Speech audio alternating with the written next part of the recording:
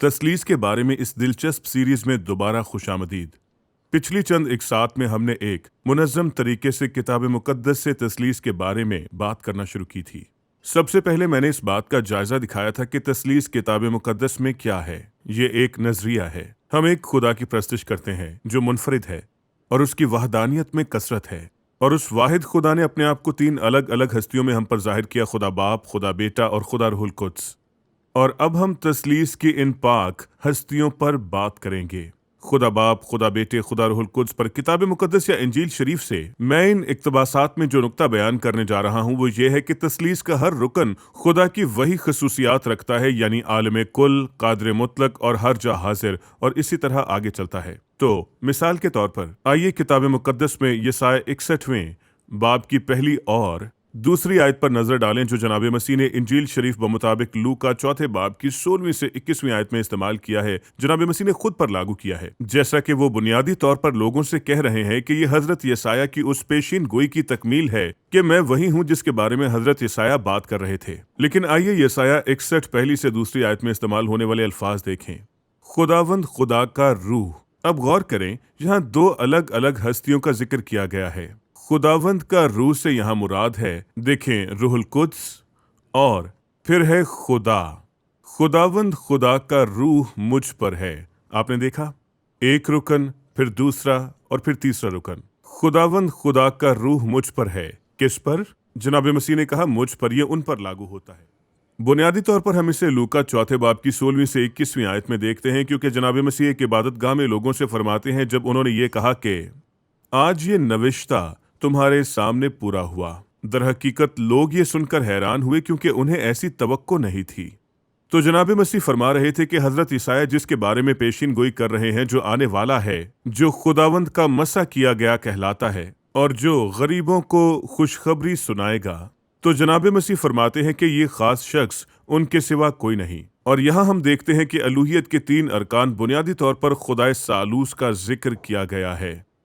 आइए यसाया 48वें बाब की 8वीं आयत का एक और हवाला देखते हैं। यहाँ भी ऐसा ही होगा। अगर आप यसाया 48वें बाब की 8वीं आयत से लेकर 16वीं आयत तक इस हवाले को पढ़ें तो आप देखेंगे कि जनाब मसीह बात कर रहे हैं, लेकिन हैरत अंगेज तौर पर वो कह रहे हैं कि वो आसमान और जमीन के खालिक हैं, कि उन्होंने बुनियादी तौर पर अपने लोगों से गजब को रोका, लेकिन उनकी अजमत पर वो किसी और के साथ इश्तराक नहीं करेंगे, बुनियादी तौर पर खुदा की तमाम खसूसियात। लेकिन जब हम आयत 16 तक पहुंचते हैं तो अब वो नजात दहिंदा के तौर पर जमीन पर आने की बात कर रहे हैं। वो कह रहे हैं कि कलाम मुजस्सम होकर हमारे दरमियान होगा। यूं लिखा है, मेरे नजदीक आओ और ये सुनो, मैंने शुरू ही से पोशीदगी में कलाम नहीं किया, जिस वक्त से कि वो था मैं वहीं था, और अब खुदावंद खुदा यानी यहोवा, और अब खुदावंद खुदा यानी यहोवा ने और उसकी रूह ने मुझको भेजा है। इसका मतलब यह है कि रूहुल कुद्स और खुदावंद खुदा यहोवा ने मुझे जमीन पर भेजा है। फिर से देखें, एक रुकन, दूसरा रुकन और तीसरा रुकन। लेकिन अगर आप यसाया 48वें बाब की 8वीं आयत से इस हवाले को पढ़ें तो आप देखेंगे कि मुझ वो हस्ती है जो कहती है कि मैं आसमान और जमीन का खालिक हूं, और ये एक खूबी है जो सिर्फ खुदा पर लागू होती है। आइए एक और मिसाल देखते हैं। सहीफा हजरत यसाया बाब 9 आयत 6 हमारे आका और मौला जनाब मसीह की अब्दियत और इलाही फितरत के बारे में बात करेगी। जनाब मसीह के दुरुस्त वक्त पर पैदा होने, वक्त की मामूरी में जमीन पर आने और एक बच्चे के तौर पर पैदा होने के बारे में पेशीन गोई है, लेकिन वो इस पैदाइश से कबल भी मौजूद था। यह आयत यूं कहती है, इसलिए हमारे लिए एक लड़का तवल्लद हुआ। ये उनकी पैदाइश के बारे में ऐलान है, लेकिन जो पैदा होता है वो दरअसल ये कहता है कि वो एक बेटा है जो दिया गया। ये बेटा दरअसल आया, ये अपनी पैदाइश से कबल मौजूद था। बुनियादी तौर पर वो पहले ही से वजूद रखता था। दरहकीकत वो अबदी है, क्योंकि यूहन्ना पहले बाब की पहली आयत में लिखा है कि इब्तिदा में कलाम था। बुनियादी तौर पर ये कलाम है, बेटा जो हमें दिया गया। ये बेटा कौन है? उसकी दी गई तफसील देखें।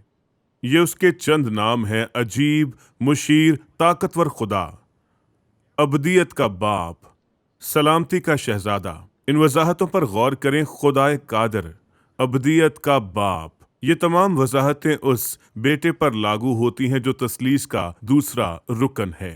आइए देखते हैं कि किस तरह हजरत पौलूस ने भी रूहुल कुद्स के इल्हाम से इंजील शरीफ में गलतियों चौथे बाब की 4 से छठी आयत में इसकी वजाहत दी है। उन्होंने यूं फरमाया, लेकिन जब वक्त पूरा हो गया तो खुदा ने अपने बेटे को भेजा। खुदा ने यानी बाप ने भेजा अपने बेटे को, खुदा के बेटे को, जो औरत से पैदा हुआ। ये उसकी पैदाइश है, कंवारी औरत से, शरीयत के मातहत पैदा हुआ। क्या करने के लिए? ये उसका मिशन है कि हमें छुड़ाए, ताकि शरीयत के मातहतों को मोल लेकर छुड़ा ले और हमको लेपालक होने का दर्जा मिले। जनाब मसीह के कामों की वजह से हम खुदा के बेटे बन जाते हैं, अगर हम उनके काम पर यकीन रखते हैं। और फिर देखें मजीद वो क्या कहते हैं। लिखा है, और चूंकि तुम बेटे हो तो खुदा ने अपने बेटे का रूह भेजा। गौर करें, ये सिर्फ उसका बेटा नहीं बल्कि उसने अपने बेटे का रूह भेजा है। मैं आपकी तवज्जो इस तरफ लगाना चाहता हूं कि खुदा रूह है। जनाब मसीह मुजस्सम होने से कबल रूह के तौर पर मौजूद थे। जब वो जमीन पर आए तो उन्होंने एक इंसान की शक्ल इख्तियार की और इस तरह वो खुदा का अवतार हुए।